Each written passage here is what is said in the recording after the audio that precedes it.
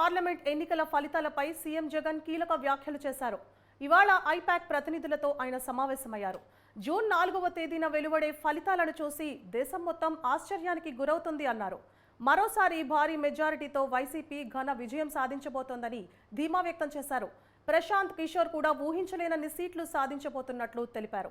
రాబోయే ప్రభుత్వం గతంలో మరింత మంచి చేసేందుకు కార్యాచరణ రూపొందించినట్లు వెల్లడించారు. 22 ఎంపీ సీట్లు గెలుస్తున్నామని సీఎం జగన్ జోస్యం చెప్పారు.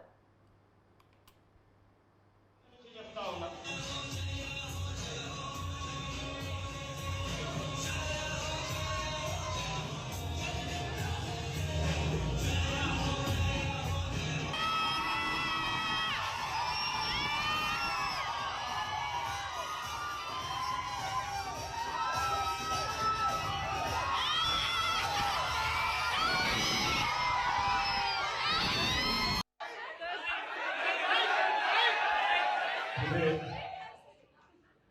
probably down the line on June 4th, if on the day that the results would be coming out, I promise that this results would ensure that the whole country would stand up and look towards Andhra Pradesh.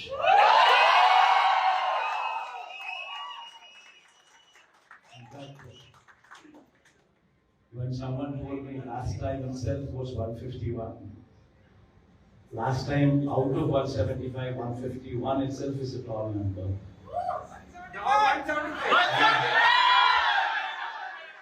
When someone told me 22 out of 25 itself is a tall number. This time, we're going to beat that record.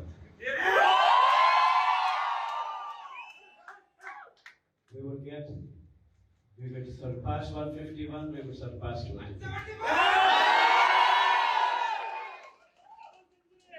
And predominantly, God's grace, touch wood, they've given a good deliverance of the governance. The governance model that was put in place was never seen before. And while I could do all that, nevertheless, 1.5 years of your effort.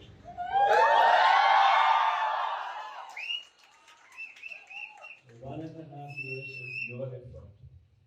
Trying to streamline, trying to bring in more efficiency into the system that we are already in, helped us achieve this target. If this number was on your place, there's a lot coming from, I'd rather say, Rishi's team.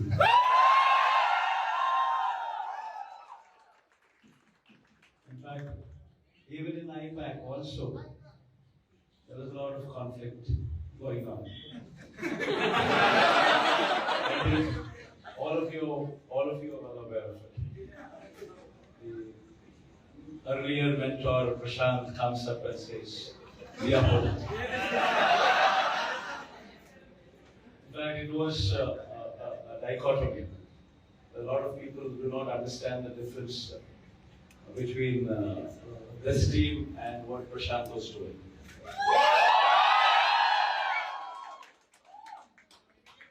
So when this dichotomy came up, I just told Rishi one thing. Rishi, it is not Prashant what matters. It is this team what matters.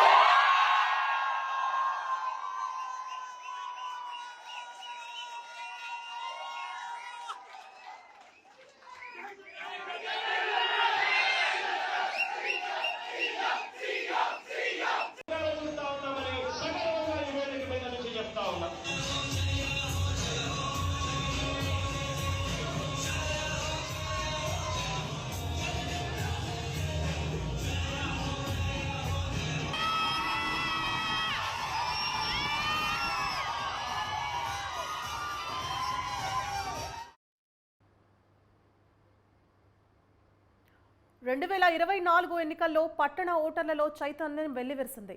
పట్టణ ప్రాంతాల్లో vote వేయడానికి అంతగా ఆసక్తి చూపరన్న అభిప్రాయాన్ని ఈ ఎన్నికల్లో ఓటర్లు తప్పని నిరూపించారు. పోలింగ్ రోజున ఉదయం 6 గంటల నుంచే బారులు తీరి 3-4 గంటల పాటు క్యూల్లో నిలబడి మరీ ఈసారి పట్టణ ప్రాంత ప్రజలు ఓట్లు వేశారు. 2019తో పోలిస్తే ఈ ఎన్నికల్లో పట్టణ ప్రాంతాల్లో ఓటింగ్ శాతం గణనీయంగా పెరగడమే దీనికి నిదర్శనం. సగానికి పైగా పట్టణ ప్రాంతాల్లో ఉన్న 32 నియోజకవర్గాల్లో పోలింగ్ సరళిని పరిశీలిస్తే ఈ విషయం స్పష్టమవుతోంది. వాటిలో 25 నియోజకవర్గాల్లో 2019 కంటే ఓటింగ్ శాతం పెరిగింది. 7 నియోజకవర్గాల్లో మాత్రం స్వల్పంగా తగ్గింది.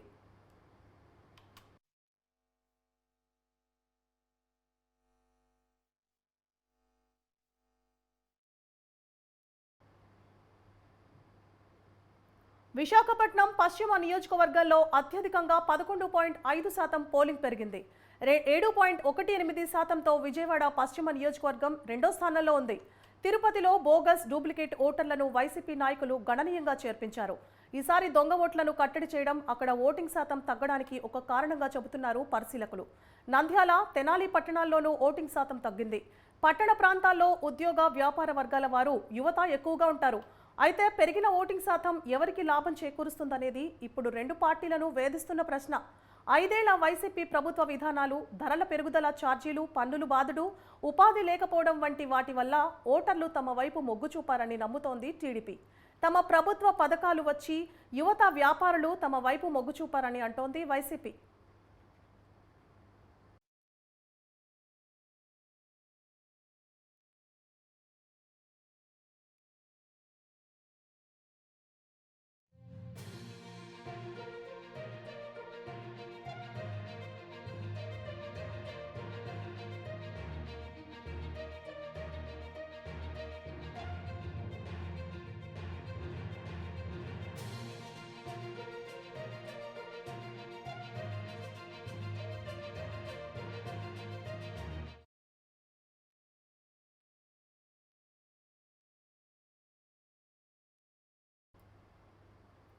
అల్లూరి సీతారామరాజు జిల్లా రంపచోడవరం సమీపంలో అక్రమంగా తరలిస్తున్న తాబేళ్లను అటవీశాఖ అధికారులు పట్టుకున్నారు. రంపచోడవరం మండలం ఫోక్స్పేట చెక్పోస్ట్ వద్ద తాబేళ్లను అక్రమంగా తరలిస్తున్న వాహనాన్ని 2 వ్యక్తులను అదుపులోకి తీసుకున్నారు. మైదాన ప్రాంతమైన రామచంద్రపురం నుండి తాబేళ్లను ఏజెన్సీ మీదుగా ఒడిశా ప్రాంతానికి అక్రమంగా తరలిస్తుండగా అటవీశాఖ అధికారులు పట్టుకున్నారు. ఫోక్స్పేట అటవీశాఖ తనిఖీ కేంద్రం వద్ద వాహనాల తనిఖీ నిర్వహిస్తుండగా తాబేళ్లు అక్రమ రవాణా చేస్తున్న వాహనం పట్టుబడింది. వాహనంలో 30 బస్తాల్లో సుమారు 1589 వరకు తాబేళ్లు ఉండగా 163 చనిపోయాయని, బతికున్న తాబేళ్లను నీటి సదుపాయం ఉన్న అటవీ ప్రాంతానికి సురక్షితంగా చేరుస్తామని రేంజ్ అధికారి కరుణాకర్ తెలిపారు.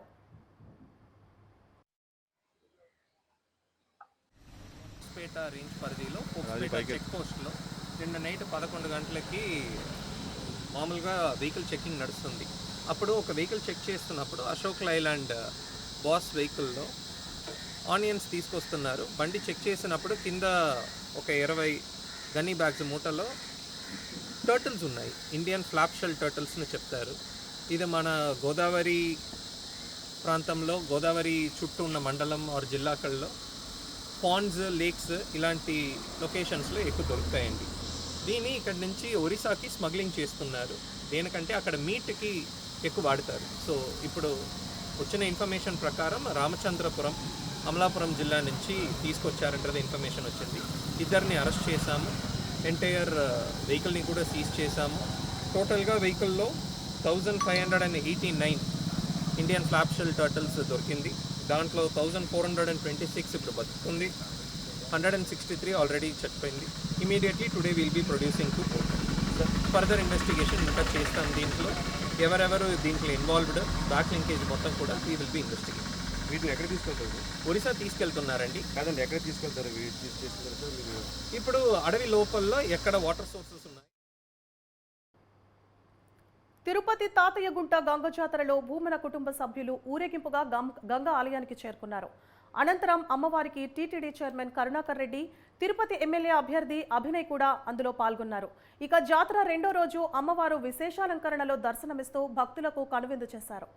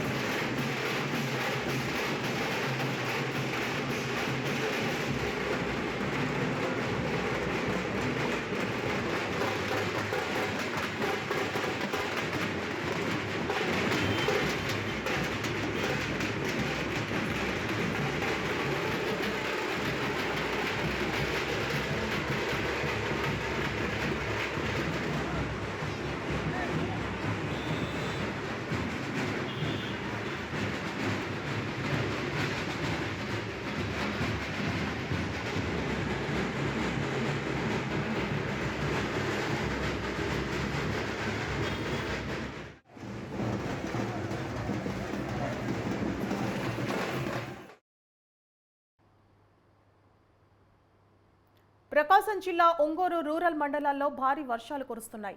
దాదాపు 2 గంటల పాటు కుండపోత వర్షం కురిసింది.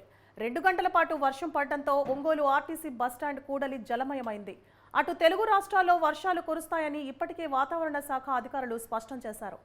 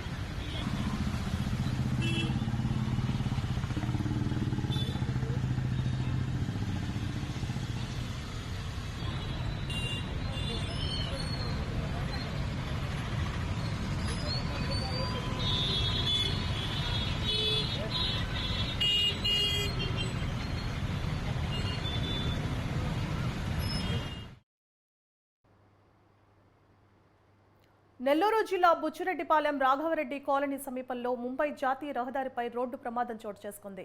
పామూరు నుంచి నెల్లూరు వైపు వెళుతున్న ఆర్టీసీ బస్సును నెల్లూరు నుంచి ఆత్మకూరు వెళుతున్న ట్రాన్స్పోర్ట్ లారీ ఢీకొట్టింది. ఈ ఘటనలో బస్సులో ప్రయాణిస్తున్న 10 మంది ప్రయాణికులకు స్వల్ప గాయాలయ్యాయి.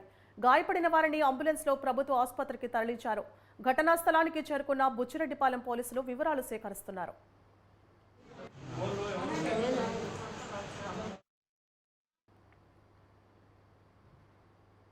దేశంలోని పలు పట్టణాల్లో నగరాల్లో వేళ్లూనుకున్న మార్వాడీల బంగారు అంగళ్లు ఆ పట్టణంలో కనిపించవు. ఆషాఢం ఆఫర్లు, అక్షయ తృతీయ డిస్కౌంట్లు ప్రకటించే బంగారం కార్పొరేట్ మాల్స్ అక్కడ అడుగుపెట్టే సాహసం కూడా చేయవు. అక్కడ బంగారం వ్యాపారమంతా ఆర్యవయసులదే. మన దేశంలో బంగారు వ్యాపారంలో సెకండ్ ముంబైగా పిలువబడుతున్న ఈ పట్టణం ప్రత్యేకత ఏమిటో ఓసారి చూద్దాం రండి.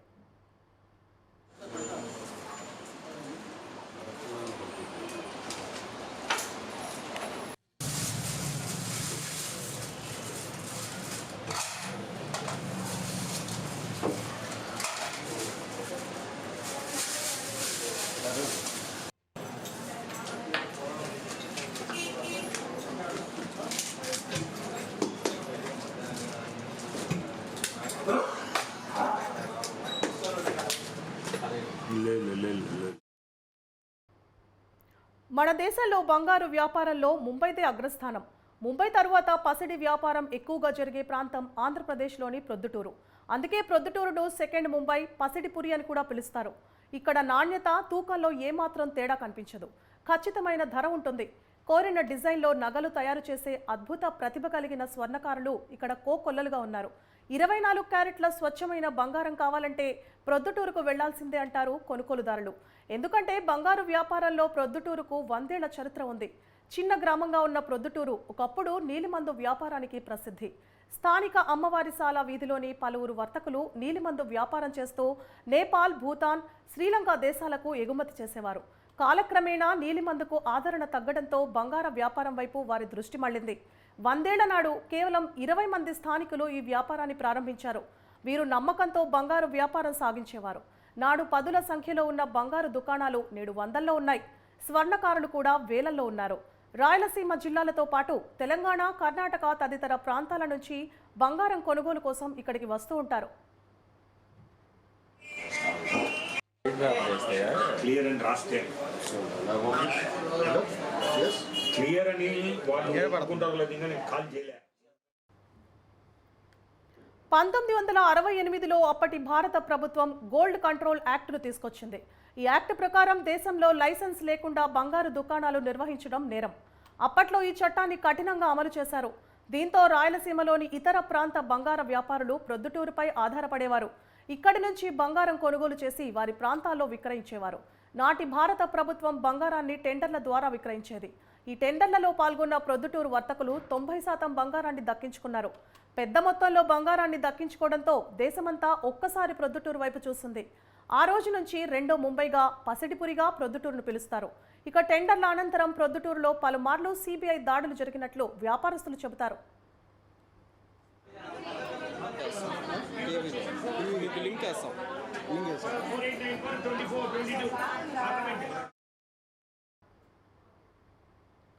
ప్రొద్దుటూరులో బంగారు వ్యాపారం రాష్ట్రంలోనే పెద్ద పరిశ్రమగా వెలుగొందుతోంది. ఒకప్పుడు అమ్మవారిశాల వీధిలో మాత్రమే దుకాణాలు ఉండగా ప్రస్తుతం 10 వీధులకు దుకాణాలు, వర్క్షాపులు విస్తరించాయి. సుమారు 400కు పైగా బంగారం విక్రయించే దుకాణాలు, 1500కు పైగా వర్క్షాపులు ఉన్నాయి. 12,000 మంది స్వర్ణకారులు ఈ రంగంపై ఆధారపడి జీవిస్తున్నారు. ముంబై, బెంగళూరు, చెన్నై మహానగరాలకు ధీటుగా ఇక్కడి పసిడి విక్రయాలు జరుగుతున్నాయి. వివాహ ముహూర్తాలు, పండుగలు అందరూ సెంటిమెంట్గా భావించే అక్షయ తృతీయ రోజున బులియన్ మార్కెట్ నూతన శోభ సంతరించుకుంటుంది. ఆన్లైన్ ధరల ప్రకారం బంగారం విక్రయాలు నిర్వహిస్తారు. ముంబైలో లభించే ధరకే ప్రొద్దుటూరులో బంగారం లావాదేవీలు జరుగుతుంటాయి. వ్యాపారులు, స్వర్ణకారులు బ్యాంక్ ద్వారా బంగారాన్ని కొనుగోలు చేసి నగలను తయారు చేస్తారు. 100 మిల్లీగ్రాముల ముక్కుపుడక నుంచి 200 గ్రాముల వడ్డాణం వరకు విలువైన ఆభరణాలను స్వర్ణకారులు తయారు చేస్తారు. అంతేగాక రాష్ట్రంలోని ప్రసిద్ధ ఆలయాల దేవతామూర్తుల కిరీటాలు, ఆభరణాలు కూడా ఇక్కడే తయారవుతుంటాయి. స్థానికులే కాక బెంగాల్, చెన్నై, హైదరాబాద్ తదితర ప్రాంతాలకు చెందిన అనేక మంది స్వర్ణకారులు ప్రొద్దుటూరులో పనిచేస్తున్నారు.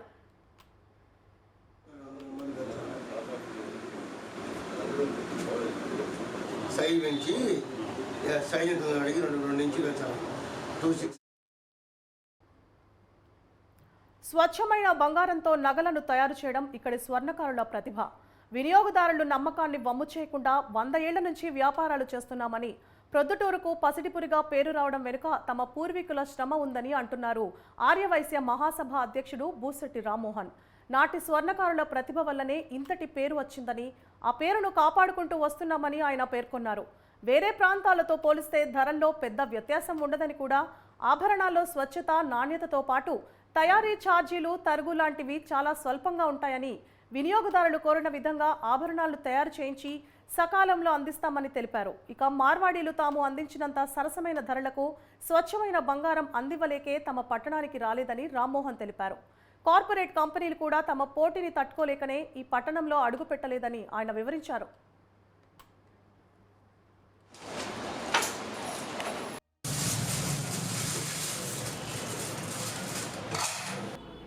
ఈ బంగారు ప్రొద్దుటూరు బాసిల్లడానికి ముఖ్య కారణం జనతా ప్రభుత్వంలో ప్రొద్దుటూరు వాస్తవ్యులైనటువంటి బంగారు వ్యాపారం, షరాబ్ వ్యాపారస్తులందరూ కూడా టెండర్ గోల్డ్లో భారతదేశం రిజర్వ్ బ్యాంక్ ఆఫ్ ఇండియా టెండర్ను గోల్డ్ను టెండర్ చేసింది. ఆ కాలంలో జనతా ప్రభుత్వం, అప్పుడు మధు దండవత గారు ఫైనాన్స్ మినిస్టర్గా ఉన్నారు. ఆ కాలంలో చేసినటువంటి టెండర్లో గ్లోబల్ టెండర్ కాబట్టి ఎక్కువ శాతం టెండర్ ఎక్కువ రేటు కోట్ చేసి ఈ ప్రొద్దుటూరు గ్రామానికి దాదాపు వాళ్ళు వేసినటువంటి టెండర్లో 90% గోల్డ్ ప్రొద్దుటూరు వాళ్లకు తగలడం జరిగింది. అప్పుడు ఇది ఎన్లైట్ కావడం జరిగింది. ఏంటి ఈ ఊరు, ఒక చిన్న గ్రామము, బాంబే కంటే ఎక్కువ ప్రొడ్యూస్ చేస్తూ ఉండే బిజినెస్ అనేది వాళ్ళల్లో ఆనాడు జరిగినటువంటి తర్జన భర్జన. ఆ తర్జన భర్జనలోనే దీనికి ఆనాటి నుంచి సిరిపురం అనేది 2వ ముంబైగా ప్రసిద్ధి గావించబడింది. ఆనాటి నుండి ఈనాటి వరకు కూడా కస్టమర్స్కు ప్రొద్దుటూరు వ్యాపారస్తులు అందరూ కూడా ఇవ్వాలంటే మనకు బిఏఎస్ హాల్మార్క్ అటువంటివన్నీ రావడం జరిగింది. స్వచ్ఛమైన 22 క్యారెట్ల బంగారాన్ని ఆ కాలంలోనే ఇవ్వడం జరిగింది. తర్వాత ఆ యొక్క గోల్డ్ నగలకు ఏదైతే సాల్డరింగ్ చేయాలనో క్రమబద్ధీకరణతో 3 లోహాలతో కరెక్ట్గా సాల్డరింగ్ చేసేవారు. ఇవన్నీ కూడా జరపడానికి ముఖ్య కారణం పెద్దల యొక్క ఆలోచన, వారి యొక్క వ్యాపార శైలి, కస్టమర్కు మంచి క్వాలిటీ ఆఫ్ గోల్డ్ను ఇవ్వాలనే ఉద్దేశంతో ఆనాడు వారు వ్యాపారం చేయడం జరిగింది. ఇటువంటి వ్యాపారం పెద్ద పెద్ద సిటీస్లో ఇవాళ ఉన్నాయేమో కానీ పూర్వం నుండే ప్రొద్దుటూరులో ఉండేది. కానీ ఇప్పుడు కార్పొరేట్స్ అన్నీ వచ్చిన తర్వాత వ్యాపారం తగ్గుముఖం పట్టి పని చేసే వాళ్ళు కూడా పని లేకుండా వేరే వృత్తుల్లోకి వెళ్ళిపోవడము, ఇవన్నీ కూడా జరుగుతాయి. ఇప్పుడు ఇది మ్యానుఫ్యాక్చరింగ్ హబ్ కాదు, ఓన్లీ సేల్సే. కానీ ఆ యొక్క వ్యాపారాన్ని వదులుకోకుండా వారి కుటుంబీకులందరూ కూడా తగ్గినా కానీ వ్యాపారం దాంట్లోనే కొనసాగుతూ ఉన్నారు. కారణం ఇది ఎన్నో ఏండ్ల నుంచి మమేకమైనటువంటి వ్యాపారము. దీనికి కస్టమర్స్ వింగ్ చాలా ఉంది. బయట ఊర్లో నుంచి చాలామంది ఇప్పటికీ వస్తూ ఉంటారు. కార్పొరేట్స్ పెట్టినా అని కార్పొరేట్స్ దగ్గర కొంటూ కార్పొరేట్స్లో అన్సాటిస్ఫాక్షన్ అయి కూడా మళ్ళా తిరిగి ప్రొద్దుటూరు వ్యాపారం పుంజుకునిందంటే ప్రొద్దుటూరు యొక్క విశిష్టత, పనితనంలో ఉండే శైలి ఈ ప్రొద్దుటూరు ప్రజలకు, ప్రొద్దుటూరు వ్యాపార వర్గాలకు, ప్రొద్దుటూరు గోల్డ్ స్మిత్స్కే దక్కిందని మీ ద్వారా నేను తెలియజేస్తా ఉన్నాను.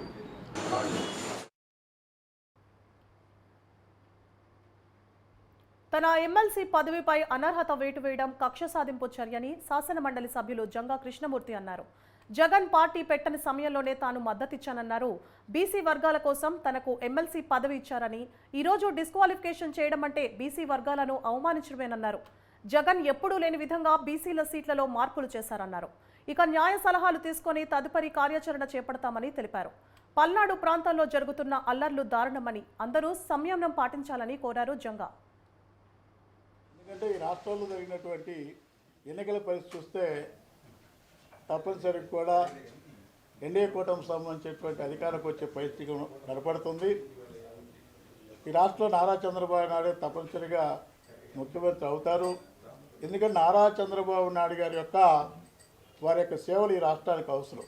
ఎందుకంటే మనం చూస్తాం గత 5 సంవత్సరాల కాలంలో కూడా చూసినట్లయితే అనేక విధాలుగా ఇబ్బందులు, కక్షలు కార్పొరేట్లకు నిలయం, అదే విధాలుగా కూడా అన్ని విధాలుగా కూడా దోపిడీకి సంబంధించి, అవినీతికి సంబంధించి విలేతాలు చేస్తుంది. కాబట్టి అనుభవం కలిగిన పెద్దలు 14 సంవత్సరాల పాటు కూడా ముఖ్యమంత్రిగా ఉండి ఒక విజన్ కలిగిన నాయకుడు, ఒక ఆలోచన విధానం నుండి నాయకుడు కాబట్టి ఆయన తప్పనిసరిగా కూడా అవుతారు, తప్పనిసరిగా ముఖ్యమంత్రి అవుతారనే విషయం కూడా ప్రజలు కనపడుతుంది. దాని తార్కాలం ఏంటంటే మీరు ఒక తడ గమనిస్తే ఈ రాష్ట్రంలో 3 గంటల తర్వాత నుంచి వైసీపీకి సంబంధించిన వాళ్ళకు గొడవలు చేయడం మొదలుపెట్టింది. ఆ పోలింగ్ సరళకు సంబంధించి కానివ్వండి, ఏ విధంగా అంటే రాష్ట్రంలోనే ఇప్పటి వరకు కూడా ఉమ్మడి రాష్ట్రంలో కానివ్వండి, విభజిత ఆంధ్రప్రదేశ్ సంబంధించి ఇప్పటి వరకు కూడా ఏమాత్రం కూడా పోలింగ్ జరిగే విధంగా పోలింగ్ జరిగింది. ఈ రాష్ట్రంలో తప్పనిసరిగా కూడా ఆ పోలింగ్ సరళను బట్టి అర్థమవుతుంది ప్రజలు ఏ విధంగా వైఎస్ఆర్ కాంగ్రెస్ పార్టీకి వ్యతిరేకంగా ఉన్నారు, వైఎస్ఆర్ పార్టీ విధానాలు ఏ విధంగా దాన్ని తిప్పికొడతారు విషయం కూడా చాలా స్పష్టంగా కనబడుతుంది. రాబోయే ప్రభుత్వం ఎన్డీఏ ప్రభుత్వం తప్పనిసరిగా ఈ ప్రభుత్వాలు అన్ని విధాలు కూడా అభివృద్ధి చెందుతారని కాంక్షిస్తూ తప్పనిసరిగా ఈ ప్రభుత్వం అధికారికి వస్తామని మనం చేస్తాం. ఎన్ని సవాళ్ళు ఎదుగుతున్నా అయిపోయింది. ఎట్లా ఉన్నాయి మేమే మాట్లాడే వాళ్ళ మా విశ్వాసం మాది, మా నమ్మకం మాది, వాళ్ళ నమ్మకం వాళ్ళది. ప్రజలు తిరుగుబాటు చేసి ఎక్కడ కూడా ఏ రాష్ట్రంలో ఇంత పోలింగ్ జరగల ఉన్నటువంటి ప్రభుత్వానికి వ్యతిరేకంగా జరిగినటువంటి ప్రజలు తిరుగుబాటు అని కూడా. ఏపీ గవర్నర్ అబ్దుల్ నజీర్కు టీడీపీ అధినేత చంద్రబాబు నాయుడు లేఖ రాశారు. రాష్ట్ర ప్రభుత్వం ఈ ఆఫీస్పై అప్గ్రేడ్ వ్యవహారాన్ని నిలిపివేయాలని కోరారు. ఈ ఆఫీస్ మూసివేతపై అనుమానాలు వ్యక్తం చేసిన చంద్రబాబు కొత్త ప్రభుత్వం వస్తున్న వేళ దాన్ని అప్గ్రేడ్ చేయాల్సిన అవసరం లేదని లేఖలో పేర్కొన్నారు. ఈ ఆఫీస్ వ్యవహారంలో అక్రమాలు జరిగే అవకాశం ఉందని తెలిపారు. మే 17 నుంచి 25 వరకు అప్గ్రేడ్ పేరుతో ఈ ఆఫీస్ మూసివేత నేపథ్యంలో చంద్రబాబు గవర్నర్కు ఈ లేఖను రాశారు.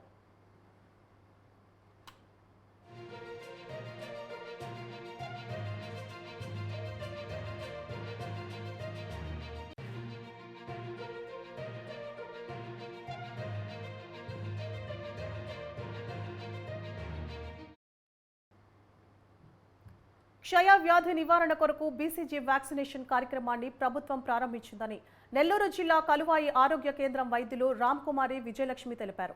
అర్హులైన వారందరూ కూడా బీసీబీ వ్యాక్సిన్ వేయించుకోవాలన్నారు.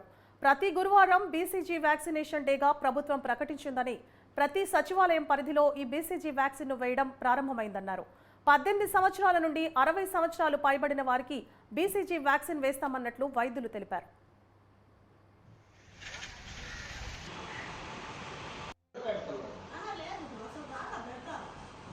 రాష్ట్ర వ్యాప్తంగా ఈరోజు అడల్ట్ బీసీజీ వ్యాక్సినేషన్ అనే ప్రోగ్రామ్ అనేది స్టార్ట్ అయింది. ఇది మామూలుగా బీసీజీ వ్యాక్సినేషన్ అనేది చిన్న పుట్టిన బిడ్డకి ఇచ్చేటువంటి వ్యాక్సిన్.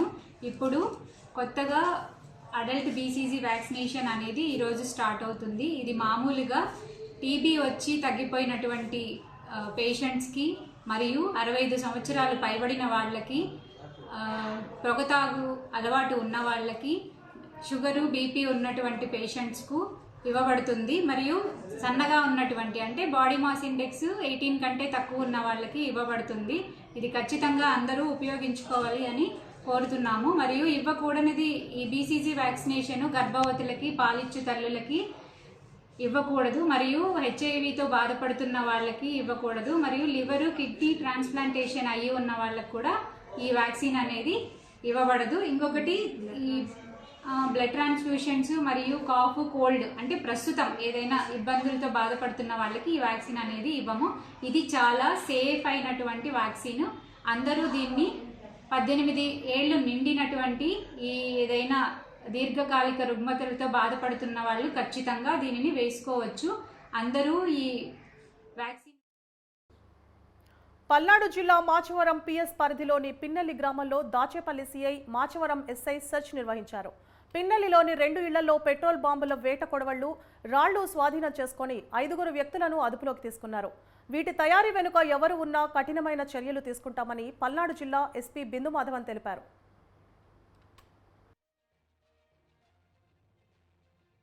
పల్నాడులో కొన్ని ఇన్సిడెంట్స్ జరిగిన తర్వాత ఈరోజు ఉదయం మాచవరం మండలంలోని పిన్నెల్లి గ్రామంలో అక్కడ కొంచెం టెన్స్ పరిస్థితులు ఉన్నాయి, అక్కడ ఏదైనా వెరిఫై చేస్తే బాగుంటుందని సిఐ గారు అట్లానే మాచవరం ఎస్ఐ గారు అక్కడికి చేరుకొని అన్ని ఇల్లులు ఒకదాని తర్వాత ఒకటి సెర్చ్ చేయడం జరిగింది. అక్కడ చింతపల్లి పెద్ద సైత, చింతపల్లి నన్నే, అల్లాబక్షు, అట్లానే చింతపల్లి జానీ భాష, తండా పెద్ద నన్ని అనే వాళ్ళ ఇళ్ళ మీద ఒకళ్ళ ఇంటి మీద ఏమో పగలగొట్టిన బియర్ బాటిల్స్, రాళ్ళు, అట్లనే ఇంకొకరి ఇంటి మీద పెట్రోల్ పోసి నింపున్న బాటిల్, దానికి పైన ఒత్తి పెట్టి దొరకడం జరిగింది.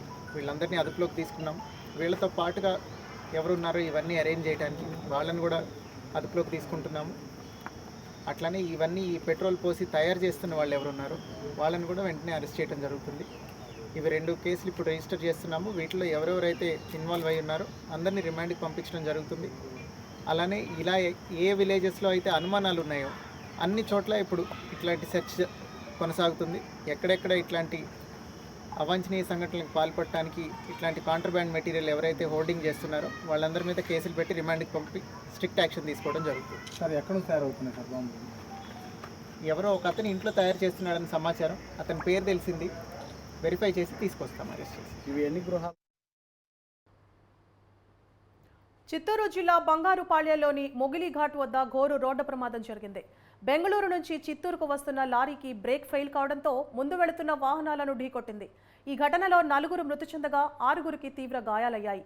అయితే సమయానికి అంబులెన్స్ రాకపోవడంతో ప్రైవేట్ వాహనంలో క్షతగాత్రులను ఆసుపత్రికి తరలించారు.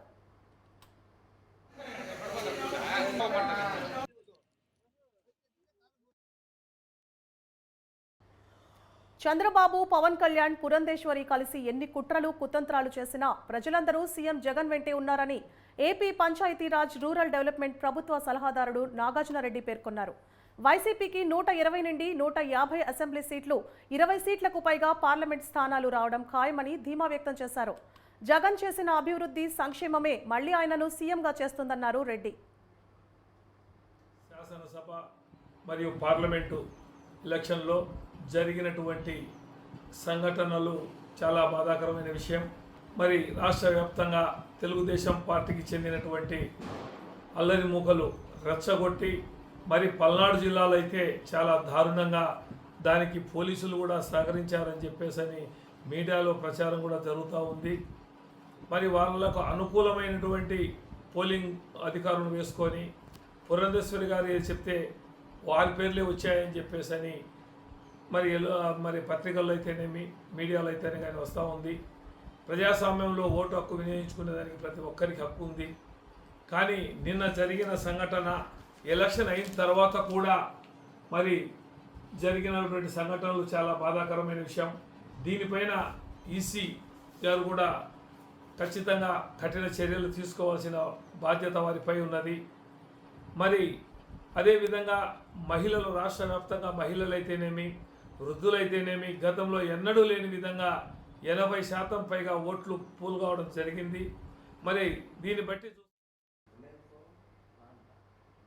ఏపీ సీఎం జగన్ నివాసం తాడేపల్లి ప్యాలెస్లో రాజశ్యామల యాగం నిర్వహించారు. బుధవారం చివరి రోజు పూర్ణాహుతిలో సీఎం స్వయంగా పాల్గొన్నారు. దాదాపు 41 రోజులు సాగిన ఈ యాగం గురించి బయటకు పొక్కకుండా మొత్తం క్రతువును పూర్తి చేశారు. ఈ కార్యక్రమం మొత్తం సీఎం నివాసంలో ప్రత్యేకంగా నిర్మించిన ఆలయంలో నిర్వహించారు.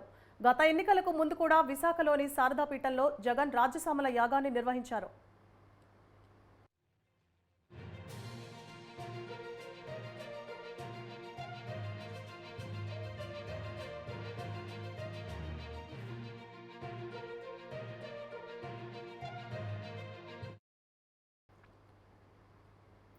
తెలుగువారి శౌర్య ప్రతాపాలకు, దేశాభిమానానికి, హిందూ ధర్మ పరిరక్షణకు ప్రతీక ఆ కోట. విజయనగర సామ్రాజ్యానికి వెన్నెముకగా నిలిచి వారికి విశ్వాస పాత్రులై పలు యుద్ధాల్లో తరుష్కులను ఓడించిన పెమ్మసాని నాయకులకు నెలవు ఆ శిథిల సౌధం. పరమతస్థుల దాడిలో పతనమైన గత వైభవాన్ని నిశ్శబ్దంగా నెమరు వేసుకుంటూ ధీర గంభీరంగా నిలిచిన ఆ పురాతన కట్టడమే గండికోట. హిందూ ధర్మ పరిరక్షణే ధ్యేయంగా పాలన కొనసాగించి చివరకు నమ్మక ద్రోహానికి బలయ్యారు ఈ కోట పాలకులు. దీని చరిత్ర ఏటో ఓసారి చూద్దానండి.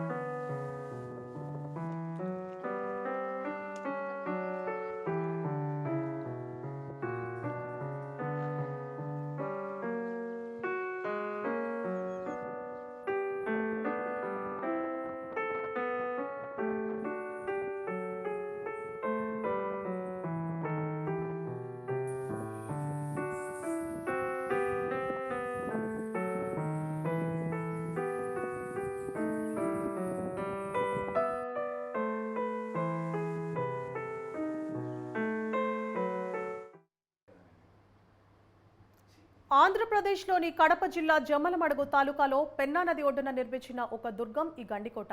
ఎర్రమల పర్వత ప్రాంతంలో ప్రవహించే పెన్నా నదికి కొండకు మధ్య ఏర్పడిన గండి మూలంగా ఈ కోటకు గండికోట అనే పేరు వచ్చింది. ఈ ఇరుకు లోయల్లో నది వెడల్పు 300 అంగుళాలకు మించదు. దట్టమైన అడవుల మధ్య ఎంతటి బలమైన శత్రువు దాడినైనా ఎదుర్కోవడానికి ఈ కోట అనువుగా ఉంటుంది. చుట్టూ లోతైన లోయలతో, ఎర్రటి గ్రానైట్ శిలలతో ఏర్పడిన దుర్భేద్యమైన కొండలతో 300 అడుగుల దిగువన పడమటి, ఉత్తర దిశలలో ప్రవహించే పెన్నా నది కోటకు సహజ సిద్ధమైన రక్షణ కవచం లాంటిది. విజయనగర సామ్రాజ్య స్థాపకుడు బుక్క రాయలు కీర్తిశకం 1356 మిక్కిలినేని రామానాయుడనే యోధుడిని గండికోటలో సామంతుడిగా నియమించాడు. ఈయన అల్లుడు పెమ్మసాని తిమ్మానాయుడికి రామానాయుడి అనంతరం ఈ కోటపై అధికారం సంక్రమించింది. గుల్బర్గా యుద్ధంలో తిమ్మానాయుడు సాహసాన్ని చూసి రెండవ ప్రౌఢ దేవరాయలు క్రీస్తుశకం 1422లో తిమ్మానాయుడికి యాడికి పరణ రాసి ఇచ్చాడు. తిమ్మానాయుడు క్రమంగా తన రాజ్యాన్ని గుత్తి, తాడిపత్రి, జమ్మలమడుగు ప్రాంతాలకు విస్తరించాడు. ఆయన అనంతరం వరుసగా పెమ్మసాని రామలింగనాయుడు, పెదతిమ్మ బలిచ్చిన, అరతిమ్మ నారసింహ, బొజ్జతిమ్మ మొదలైన వారు ఈ ప్రాంతాన్ని పాలించారు. చివరి పాలకులు చిన్న తిమ్మనాయుడు కాలంలో గండికోట ముస్లింల వశమైంది.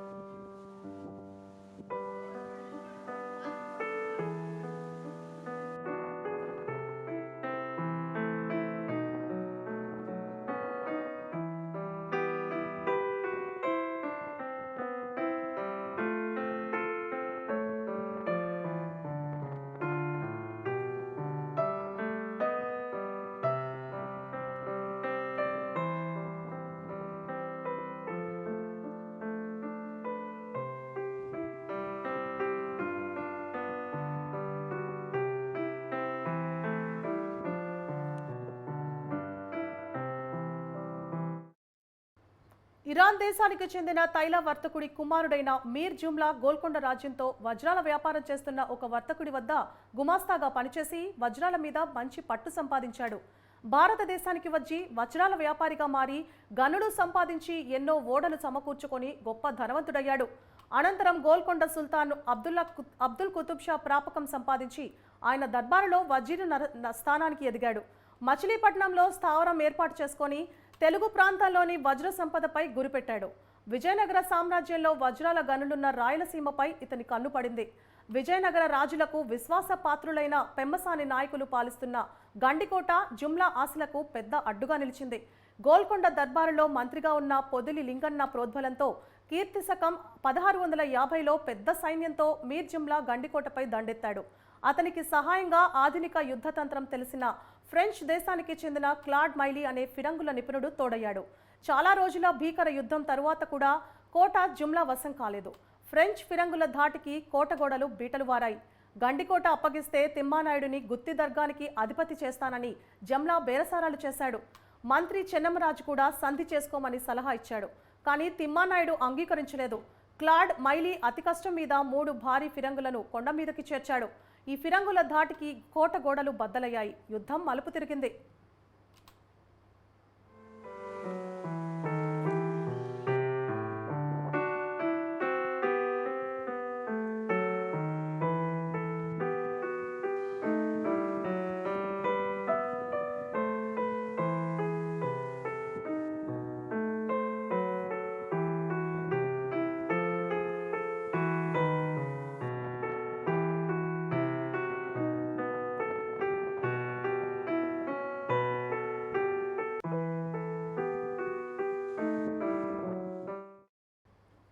వేలాది యోధులు కోటను రక్షిస్తూ ఫ్రెంచ్ ఫిరంగుల దాడిలో మరణించారు. తిమ్మానాయుడి బావుమరిది సాయిపనేని నరసింహనాయుడు వీరోచితంగా పోరాడుతూ అసువులు బాశాడు. చెల్లెలు పెమ్మసాని గోవిందమ్మ సతీ సాగమనం చేయకుండా అన్నను వారిస్తున్నా వినకుండా తురుష్కా ఫ్రెంచ్ సైనికులతో తలపడింది. భర్త మరణానికి కారకుడైన అబ్దుల్ నబీని వెదికి వేటాడి వధించింది. అదే సమయంలో నబీ చేతిలో వీరమరణం పొందింది. కోటలో వందలాది మంది స్త్రీలు ఎండు మిరపకాయలు పోగులుగా పోసి నిప్పుపెట్టి అందులో దూకి ఆత్మాహుతి చేసుకున్నారు. హతాశుడైన చిన్నతిమ్మ రాయబారానికి తలగొక్క తప్పలేదు. గండికోటకు బదులుగా గుత్తికోటను అప్పగించేలా ఒప్పందం కుదిరింది. కోట బయటకు వచ్చిన నాయునికి పొదిలి లింగన్న అనే వ్యక్తి విష ప్రయోగం చేశాడు. అదే సమయంలో గుత్తికోటకు బదులు హనుమ గుత్తిని అనే చిన్న గ్రామానికి అధిపతిని చేస్తూ ఫర్మానా ఇచ్చారు. మోసం తెలుసుకున్న చిన్నతిమ్మ ఫర్మాను చించేసి బాలుడైన కొడుకు పిన్నయ్యను బంధువులకు అప్పగించి రాజ్యం దాటించి విష ప్రభావంతో మరణించాడు.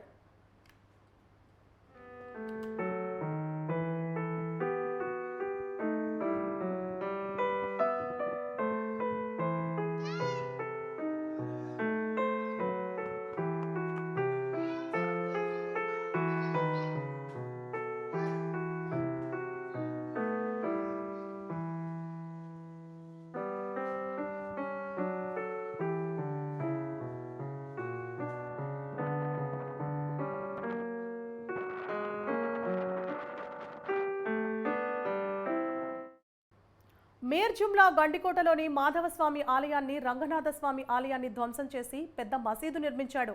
దేవాలయానికి చెందిన వందలాది గోవులను చంపించాడు. కోటను ఫిరంగుల తయారీకి స్థావరంగా మార్చాడు. గండికోటపై సాధించిన విజయంతో మీర్ జుమ్లా మచిలీపట్నం నుండి నేటి చెన్నై వరకు అధికారి అయ్యాడు. బంధువుల సాయంతో మైసూరు రాజ్యం చేరిన పిన్నయ్య నాయుడిని తమిళ దేశానికి తరలించారు. గండికోటలోని 66 ఇంటి పేర్లు గల కమ్మ వంశాల వారు చెల్లా చెదురైపోయి పలు ప్రాంతాలలో స్థిరపడ్డారు. వారిలో చాలా మంది గంపలలో వస్తువులు పెట్టుకొని అడవులు కొండలు దాటుతూ కావేటి రాజపురం, మధుర, గుంటూరు, తిరుచిరాపల్లి మొదలైన ప్రాంతాలకు వెళ్లిపోయారు. వీరికే గంపగమ్మవారు, గండికోట కమ్మవారు అనే పేర్లు వచ్చాయి. మధుర చేరిన పెద్ద వీరప్పనాయుడు నాయకుల ఆస్థానంలో పదవులు పొంది అనంతరం సింహళ దేశ యుద్ధాలతో విజయాలు సాధించి పెట్టాడు. వీరి వారసులు మధుర సమీపంలోని కురువికులం, నాయకుర్చెట్టి మొదలైన జమీందారులకు అధిపతులయ్యారు. 3 శతాబ్దాల విజయనగర రాజులకు సామంతులుగా పలు యుద్ధాలలో తరుష్కులపై విజయాలు సాధించి హిందూ ధర్మ రక్షణకు, దక్షిణ భారత సంరక్షణకు అహర్నిశలు శ్రమించి రాయలవారి ఆస్థానాల్లో ప్రశంసలు పొంది చరిత్ర పుటల్లోకెక్కిన యోధులు ఈ గండికోట నాయకులు.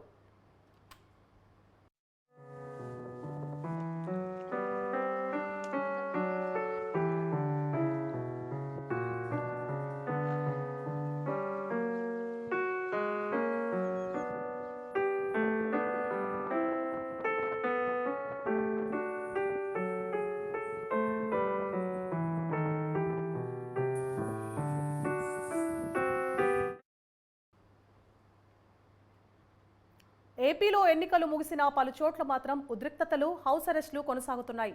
ఇప్పటికే పలు జిల్లాల్లో కొందరు టీడీపీ నాయకులను పోలీసులు హౌస్ అరెస్టులు చేయగా, తాజాగా రాయచోటి టీడీపీ ఎమ్మెల్యే అభ్యర్థి మండపల్లి రాంప్రసాద్ రెడ్డిని తన నివాసంలో పోలీసులు హౌస్ అరెస్ట్ చేశారు. దీంతో విషయం తెలుసుకున్న మండపల్లి అభిమానులు, టీడీపీ కార్యకర్తలు ఆయన ఇంటికి పెద్ద ఎత్తున తరలివస్తున్నారు. అటు రాంప్రసాద్ రెడ్డి ఇంటి దగ్గర ఎలాంటి అవాంఛనీయ సంఘటనలు జరగకుండా పోలీసులు పెద్ద ఎత్తున మోహరించారు.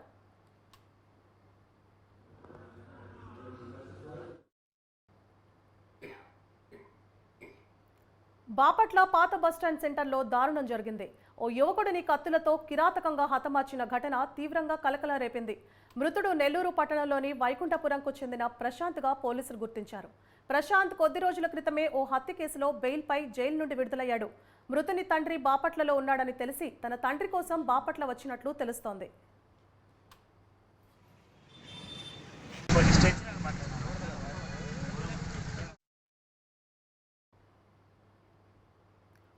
పోలింగ్ జరిగిన రోజు నుంచి కూడా పోలీసుల తీరుపై మంత్రి అంబటి రాంబాబు విమర్శలు గుప్పిస్తున్న సంగతి తెలిసిందే. అయితే తాజాగా మరోసారి ఎక్స్ వేదికగా అంబటి పోలీసులపై విమర్శలు చేశారు. కూటమిలో 4వ పార్ట్నర్గా పోలింగ్ రోజున పోలీసులు చేరి ఫైట్ చేసినా జగన్దే విజయం అంటూ చెప్పారు.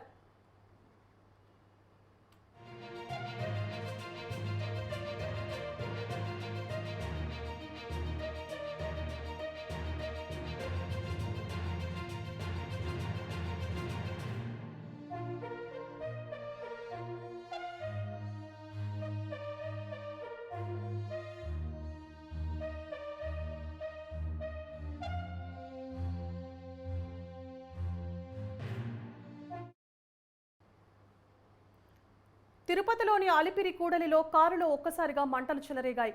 తిరుమల నుంచి తిరుపతికి వస్తుండగా కారులో ఒక్కసారిగా మంటలు చెలరేగాయి. దీంతో అప్రమత్తమైన కారు డ్రైవర్ కిందకు దిగాడు. కారులో ఒక్కసారిగా మంటలు చెలరేగడంతో భక్తులు పరుగులు తీశారు. సమాచారం అందుకున్న అగ్నిమాపక సిబ్బంది ఘటనా స్థలానికి చేరుకొని మంటలను అదుపులోకి తీసుకొచ్చారు.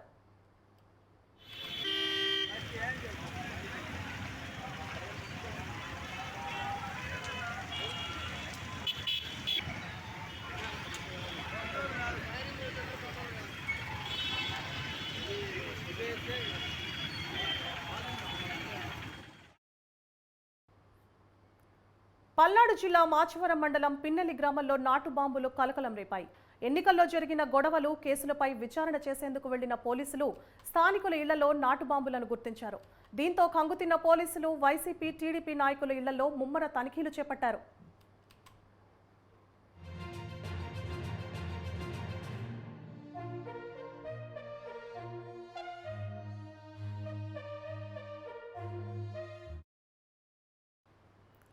నంద్యాల జిల్లా శ్రీశైలం పోలీస్ స్టేషన్ పరిధిలో కానిస్టేబుల్ ఆత్మహత్య చేసుకోవడం కలకలం రేపింది. శ్రీశైలం పోలీస్ స్టేషన్లో విధులు నిర్వహిస్తున్న శివశంకర్ రెడ్డి అనే కానిస్టేబుల్ గన్తో కాల్చుకొని ఆత్మహత్య చేసుకున్నాడు. ఘటనా స్థలానికి చేరుకున్న పోలీసులు కేసు నమోదు చేసుకుని దర్యాప్తు చేస్తున్నారు.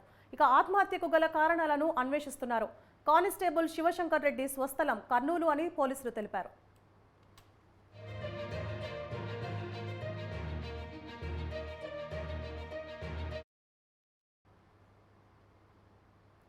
అన్నమయ్య జిల్లా రాయచోటిలోని లక్ష్మీపురంలో రాష్ట్ర బీసీ నాయకులు నాయి బ్రాహ్మణ సంఘం రాష్ట్ర అధ్యక్షుడు వండాడి వెంకటేశ్వర్లు ఇంటిపై గుర్తు తెలియని వ్యక్తులు రాళ్లతో దాడి చేశారు. సమాచారం అందుకున్న పోలీసులు సంఘటనా స్థలానికి చేరుకొని కేసు నమోదు చేశారు.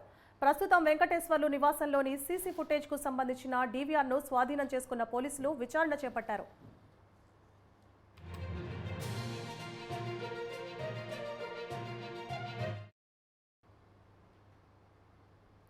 చిలకలూరిపేట బస్సు ప్రమాద బాధితులకు వైసీపీ ప్రభుత్వం పరిహారం ప్రకటించింది. ప్రమాదంలో మృతి చెందిన కుటుంబాలకు 5 లక్షల, తీవ్ర గాయాలైన వారికి 1 లక్ష చొప్పున నష్టపరిహారం ఇవ్వనుంది. ఇక ప్రమాదంలో స్వల్ప గాయాలైన వారికి 50,000 ప్రకటించింది. కాగా నిన్న జరిగిన ఈ ప్రమాదంలో బస్సు, టిప్పర్ ఢీకొని 6 మృతి చెందారు.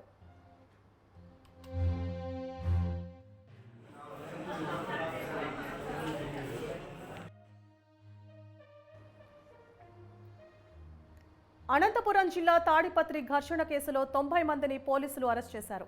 ఎన్నికల అనంతరం టీడీపీ, వైసీపీ వర్గాల మధ్య ఘర్షణ చోటు చేసుకుంది. దీంతో ఇరు పార్టీలకు చెందిన 90 మందిని అరెస్ట్ చేశారు పోలీసులు.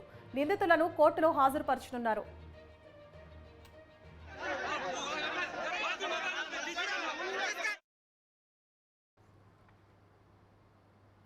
ఇబ్రహీంపట్నం వద్ద కృష్ణానది మధ్యలో లాంచీ ఆగిపోయింది. రాయపూడి నుండి ఇబ్రహీంపట్నం వస్తుండగా ఇసుక దిబ్బలు తగలడంతో నది మధ్యలోనే లాంచీ ఆగింది. ఇందులో ఎంపీ నందిగం సురేష్, పినతల్లి సంతోషమ్మతో పాటు 27 మంది ప్రయాణికులు ఉన్నారు. సమాచారం అందుకున్న ఇబ్రహీంపట్నం సిఐ పడవలతో ప్రయాణికులను ఒడ్డుకు చేర్చారు.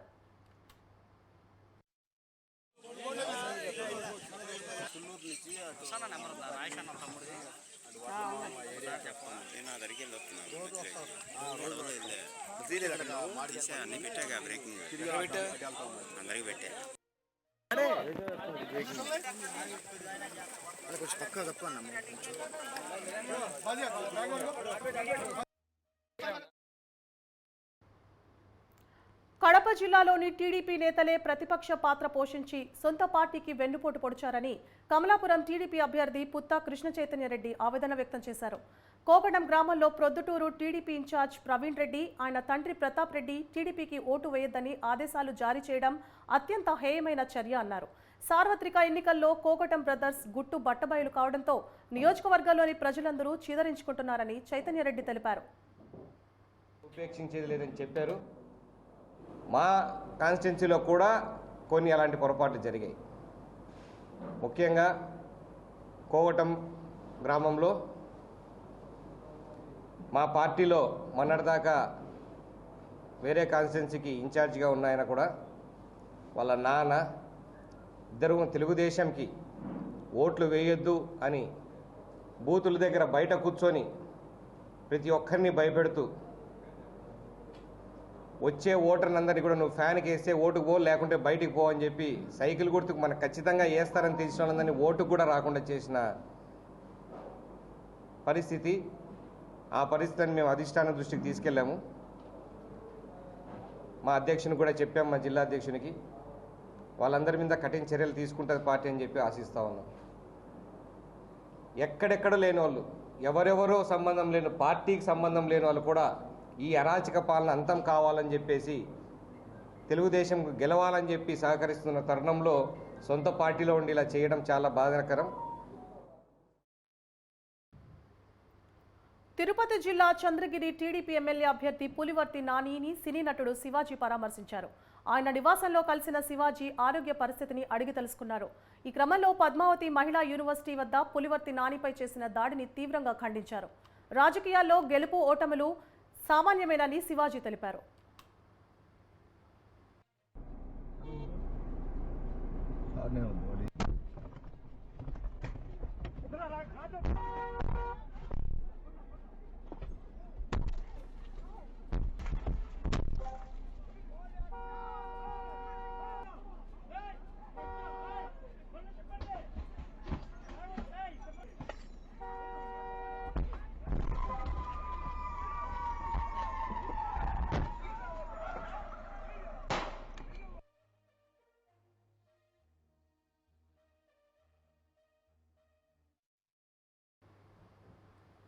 టీడీపీ సీనియర్ నేత పోలిట్ బ్యూరో సభ్యుడు సోమిరెడ్డి చంద్రమోహన్ రెడ్డి సీఎం జగన్ పై ధ్వజమెత్తారు. అన్నపూర్ణ లాంటి ఆంధ్రప్రదేశ్ని జగన్ అరాచక ఆంధ్రప్రదేశ్గా మార్చేశారని ఆయన దుయ్యబట్టారు. ఓటమి భయంతోనే వైసీపీ నాయకులు దాడులకు పాల్పడుతున్నారని ఆగ్రహం వ్యక్తం చేశారు. దాడులు చేసేలా మంత్రులే రెచ్చగొడుతున్నారని ఆరోపించారు.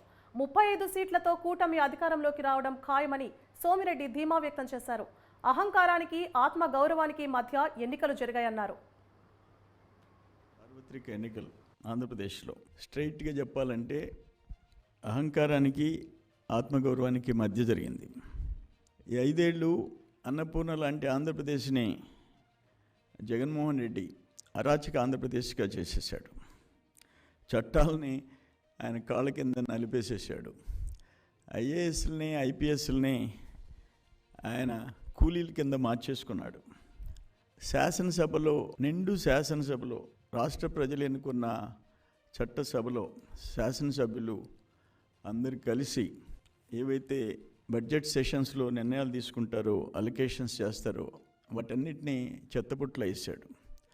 ఒక చట్ట సభ నిర్ణయాలకి విలువ లేదు, వ్యవస్థలకి విలువ లేదు, ప్రజాస్వామ్యానికే గుడ్డలు పెట్టు. ఇప్పుడు లాంగ్ టైం బ్యాక్ బీహార్ రాష్ట్రం 2-3 దశాబ్దాల క్రితం బీహార్ రాష్ట్రం ఎట్టుండిందో వేసవి తాపంతో ఉక్కిరిబిక్కిరి అవుతున్న దేశ ప్రజలకు భారత వాతావరణ విభాగం చల్లటి కబురు చెప్పింది. మే నాటికి నైరుతి రుతుపవనాలు కేరళను తాకనున్నాయని అంచనా వేసింది. 4 రోజులు అటు ఇటుగా మే 31న కేరళను తాకనున్నాయి రుతుపవనాలు. ఆ తర్వాత దేశవ్యాప్తంగా విస్తరించనున్నాయని ఐఎండీ లెక్కగట్టింది. ఈ మేరకు బుధవారం అంచనాలను వెల్లడించింది. కాగా ఈ ఏడాది సాధారణం కంటే అధిక వర్షపాతం నమోదవుతుందని గత నెలలో ఐఎండీ అంచనా వేసిన విషయం తెలిసిందే.